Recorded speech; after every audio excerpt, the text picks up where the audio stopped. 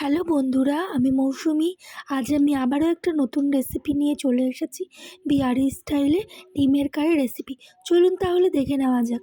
প্রথমে আমি এখানে একটু কড়াইয়ের মধ্যে তেল গরম করে তার মধ্যে ডিম দিয়ে দিয়েছি। তার মধ্যে দিয়ে দিচ্ছি সামান্য একটুখানি নুন আর হলুদ। এরপরে এটাকে আমি খুব ভালো মতো ভেজে উঠিয়ে নেব। এরপরে ফোড়নে আমি দিয়ে দিচ্ছি সামান্য একটুখানি জিরে, দুটো শুকনো লঙ্কা। এরপরে দিয়ে দিচ্ছি আমি কুচি কুচি করে কেটে নেওয়া পেঁয়াজ। পেঁয়াজটা সামান্য একটু নাড়াচাড়া করে এরপরে আমি দিয়ে দিচ্ছি 3টে রসুন। এটাকে এবার খুব ভালো মতো ভেজে নেব। এদিকে আমার পেঁয়াজটা খুব ভালো মতো ভাজা হয়ে গেছে। এরপরে আমি দিয়ে দিচ্ছি আদা রসুন বাটা, কাঁচা লঙ্কা বাটা আর টমেটো বাটা। এরপরে এটাকে আমি খুব ভালো মতো মিশিয়ে নেব। এরপরে আমি দিয়ে দিচ্ছি জিরে গুঁড়ো, ধনে গুঁড়ো, কাশ্মীরি লঙ্কার গুঁড়ো, হলুদ গুঁড়ো, পরিমাণ মতো নুন দিয়ে এরপরে এটাকে আমি আবারও কিছুক্ষণ মিশিয়ে নেব।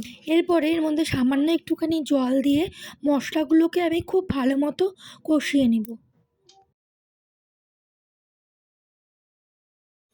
এখানে আমার মশলাটা খুব ভালো মতো মিশানো হয়ে গেছে। এরপরে আগের থেকে ফেটিয়ে রাখা 2 চামচ টক দই এর মধ্যে আমি দিয়ে দিলাম। দইটা দেওয়ার সময় একটা কথা অবশ্যই মনে রাখতে হবে, ফ্লেমটা যেন একদম লো থাকে, নইলে দইটা ফেটে যাওয়ার সম্ভাবনা থাকবে। আর এদিকে এখন আমার বেশ তেল তেল বেরিয়ে এসেছে মশলা থেকে।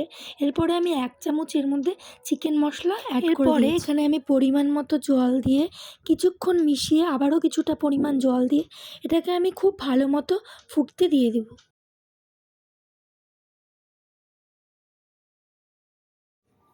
এদিকে আমার ঝোলটাও খুব ভালো মতো ফুটে গেছে। এবার আগের থেকে ভেজে রাখা ডিমগুলো এর মধ্যে দিয়ে সামান্য একটুখানি গরম মশলা দিয়ে এটাকে আমি খুব ভালো মতো নেড়ে চেড়ে নেব। এরপরে এর মধ্যে কয়েকটা চেরা কাঁচা লঙ্কা ওপর থেকে দিয়ে দেব আর দিয়ে দেব একটুটা ধনেপাতা। এটা দিলে কি হয়, স্বাদটা আরও দ্বিগুণ বেড়ে যায়। তো কেমন হয়েছে আমার আজকের রেসিপি অবশ্যই তোমরা কমেন্ট করে জানাবে। আর যদি ভালো লেগে থাকে তো অবশ্যই তোমরা একবার ট্রাই করে